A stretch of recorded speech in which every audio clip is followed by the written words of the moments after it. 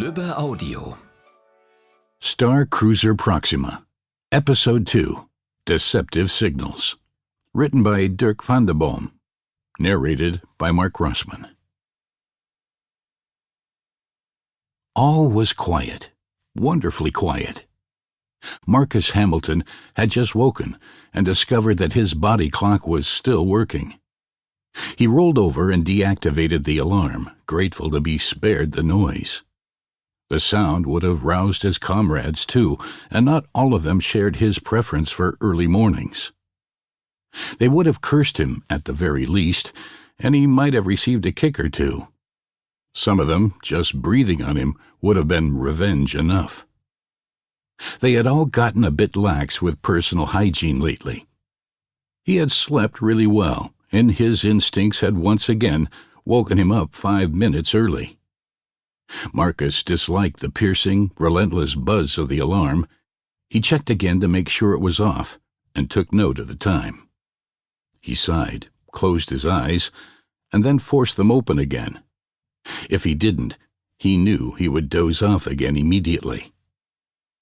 He was lying in his bunk, not clipped on in some corridor, and although the blanket smelled of the comrade with whom he was currently sharing the bunk in shifts, it had been a welcome change.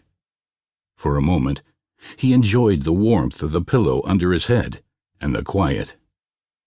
The other 7 exhausted crew members were sleeping, and the only sound he could hear was their deep, peaceful breathing. That would soon change. The ship's alarm was both inevitable and necessary. The rest period was almost over. The Proxima was nearing the end of its hyperphase and would soon enter the Doro system, a destination where a multitude of expectations would be served, most by the fleet depot, where they hoped to repair the ship and replenish their supplies. With a bit of luck, they could drop off at least some of the evacuees, who were packed into the old cruiser like sardines in a can. Everyone would be relieved. Everyone had high hopes. Well, maybe not everyone. With a pang of regret, Marcus reminded himself that Margie may also be one of those who would disembark. Sure, their relationship hadn't turned out quite the way he had imagined, although he still had certain intentions as far as that was concerned, the chances of which would evaporate once she was gone. It was wartime. People died, and people quickly lost touch with each other. Marcus had no illusions about that. He swung his legs out of his bunk and immediately regretted it.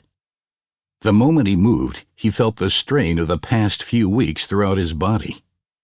It protested in places Marcus didn't even know he had.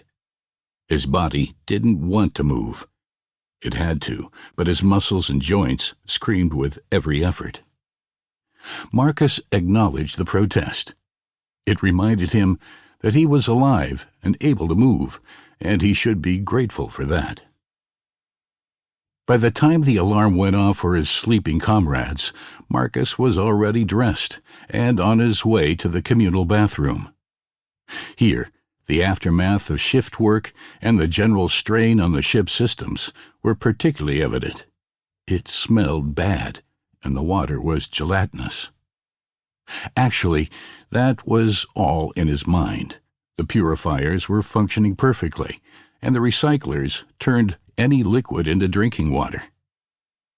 The situation was affecting him psychologically, and his perception would only change when the Proxima took on fresh water at the depot, or harvested an ice asteroid to melt. Until then, everyone was limited to a bare minimum of personal hygiene. It was certainly no fun. But who was having fun here anyway? He met Margie at their agreed rendezvous, and she sleepily nodded at him. She clearly wasn't in the mood to chat. That was just fine with him, since Vara's recent admonishment, which he still recalled vividly, Margie had become petulant. She didn't respond well to authority, even though Vara was obviously in the right. She refused to accept it. Marcus didn't want to argue with her about it. The new duty roster was ready on their computer pads, and they discovered that they had been ordered to their battle station as a precautionary measure. It would be a good hour before the Proxima arrived at its destination, and although everyone was optimistic, there was still the possibility that they could get a rude awakening when they landed. If that was the case, they would have to flee again, and the old ship was increasingly less capable of doing so. The vital unknown factor was the fragile state of their remaining functioning hypercoil. Marcus could picture Chief Engineer Thompson sleeping beside it during the hyperphase, talking soothingly to it. Thompson didn't like the demands Captain Ark was making of the ship, but she was the boss, and they had pulled through up to now, Marcus thought. Despite their catastrophic defeat, they were still alive and had made it this far, so they had a fair chance. Or maybe that was just wishful thinking. Anyway, thinking like that helped him keep up his confidence.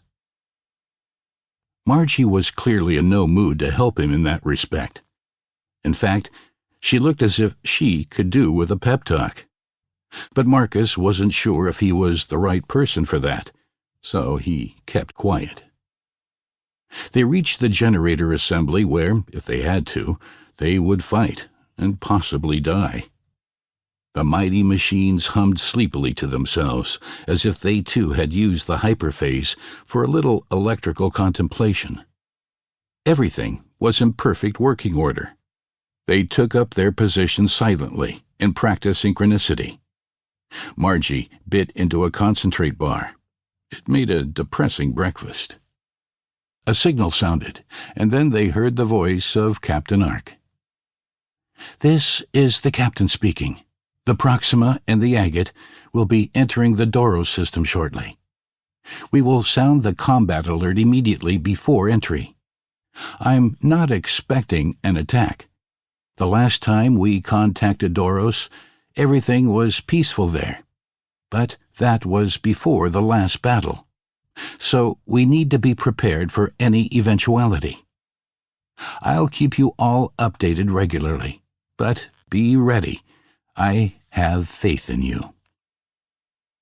That was the end of the short speech. Marcus turned his attention inward. He definitely hadn't been inspired. If anything, Ark had reinforced his fears that the rest and recovery they were all hoping for would be a long time coming. "She's not on her game," Margie muttered through a mouthful of bar. "Is anyone?" "She can't say that she doesn't expect any problems and, at the same time, warn us to be prepared for anything." Margie swallowed and made a face. "I thought officers took courses in communication and psychology." "It wouldn't work on you anyway. You're way too smart." Margie looked at him and shook her head. "I'd like to be deceived as much as anyone else." He sat down on a seat that folded out from the wall and instinctively fastened the safety clips to his pressure suit. All this, the conditions of war, had become second nature to him, and he was pretty sure that wasn't a good thing. He was surviving. Marcus Hamilton stared straight ahead and waited. He would like to live again instead. "How are things?" "The ship is calm," Vara said, giving Ark an impersonal answer that she hadn't been asking for.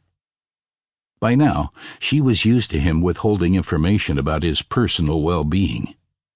He wasn't exactly a closed book, but he didn't like talking about things that he deemed to be unimportant at the time. And he rarely considered himself important. She would ask him again later. She knew men like Vara. They were old-fashioned and rigid in many ways, men who let things eat away at them until they snapped. As with many other conversations, Ark postponed.